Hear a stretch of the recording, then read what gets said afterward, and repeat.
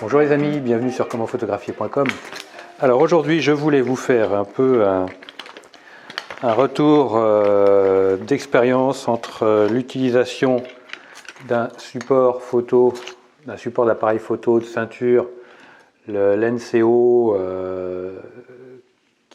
ça c'est un support que acheté sur Amazon, 40-50 €, et le Spider Pro qui lui a été acheté beaucoup plus cher, 170-180 €, toujours sur Amazon. Donc le Spider Pro qui a été acheté dans un deuxième temps. Dans un premier temps, j'avais acheté cette solution-là, j'ai voulu tester le low cost entre parenthèses sur Internet, sur Amazon, parce que c'est vrai que le Spider, je l'ai découvert à WPPI à Las Vegas, à un salon de la photo. J'avais trouvé ça assez sympa, mais bon, le prix, il était à presque 300 $. La ceinture, ça faisait cher. Donc là, retour d'expérience, une année de travail avec le LENSEO et puis un petit peu plus d'une année maintenant avec le Spider Pro. Je peux vous dire que on voit la différence entre le low cost et la marque. Là, c'est confirmé. Non pas que ce modèle-là soit une mauvaise chose, mais c'est pas l'idéal, on va dire. Il faut vraiment faire attention.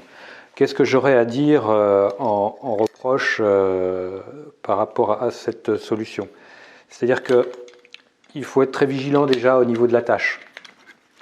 L'attache de la ceinture, quand on se la met et qu'on l'attache, il faut vraiment être vigilant que ce soit bien clipsé. Ça, c'est hyper important. Et après, dans les manipulations, dans les mouvements, on peut être amené à la déclipser accidentellement. Donc faites très attention à ça si vous achetez une solution low cost au niveau des clips de ceinture. Ça, c'est le premier point. Deuxième point, quand on utilise les systèmes de fixation, on a tout un lot de platines, et ça, c'est pas mal, c'est pratique. Par contre, on a aussi des clés Allen qui sont fournies avec les platines. Le problème, c'est que les clés Allen, il y a un système où on vient rentrer la clé ici, mais il n'y a pas de clip, il n'y a rien qui la tient, donc on a tendance à la perdre. Ensuite, les matériaux utilisés sont des métaux, des alliages qui ne sont pas suffisamment denses, qui sont mous, on va dire. Et la fixation du crochet qui se fixe qui vient se clipser sur la ceinture, lui, il a tendance à se desserrer, donc il faut faire attention. Et également le pas de vis 6 pans qui sert à fixer la platine sous l'appareil photo, pareil, c'est un alliage beaucoup trop mou qui a tendance à se déformer très vite. Donc je dirais là-dessus, c'est quand même, on est vraiment dans du low cost, quoi. Puis on voit que la platine s'abîme aussi très rapidement. Après, la fixation de la platine sur la ceinture, il n'y a strictement aucun problème, ça fonctionne très bien. Là-dessus, de ce côté-là, pas de souci. Je dirais le bas blesse du côté des matériaux utilisés, des métaux utilisés qui sont beaucoup trop mous, qui ne sont pas assez denses, donc des alliages de médiocre qualité. Quand on regarde un peu, bon, je ne sais pas si le point va se faire, mais je vais vous faire des gros plans là-dessus. Mais vraiment, l'alliage et les alliages utilisés sont vraiment très mauvais. Ensuite, pour parler du Spider Pro. Alors, au niveau de la fixation de la ceinture du Spider Pro, je dirais là, on est dans du sérieux, on est dans du solide. La seule chose où il faut faire là aussi très attention, c'est que les deux soient pris correctement. Parce qu'il arrive qu'on ne clipse qu'un côté par rapport à l'autre et pas les deux si on ne fait pas attention. Donc là-dessus, faites très attention de bien clipser les deux côtés. Ensuite, pour se déclipser, vous avez un système de sécurité. Et j'irai là, c'est là aussi la différence par rapport aux autres ceintures, c'est qu'on a un système de sécurité, il faut appuyer au milieu pour pouvoir la déclipser. C'est-à-dire que si on peut appuyer de chaque côté, ça ne sortira pas. Il faut impérativement appuyer au milieu pour pouvoir la sortir. Donc ça, c'est quelque chose d'important et qui est vraiment bien utile et bien pensé. Ensuite, la ceinture en elle-même, je dirais elle est de qualité, il n'y a strictement aucun problème. Le système de clips, de fixation et pour ressortir la platine, ça fonctionne très bien, comme l'autre côté. La différence, c'est qu'on a du métal de qualité. C'est des alliages qui sont très denses, qui sont très fiables, on visse dedans sans aucun problème. C'est du vrai bonheur. On n'a pas de problème de vis qui se déforme. On n'a pas de problème de vis qui se dessert. Également, le système de fixation de la clé Allen, ça on la récupère pour dévisser la platine à l'appareil photo. On vient la clipser ici, elle ne bouge plus, ce qui fait qu'on peut garder notre clé Allen, on ne la perd plus. Ça, on est tranquille de ce côté-là. Ça, c'est vraiment important. La vis est à demeure sous la platine. Ça aussi, c'est très utile. Ça évite de dévisser par rapport à la version low cost, de dévisser d'un côté pour revisser de l'autre. Donc là, on va beaucoup plus vite.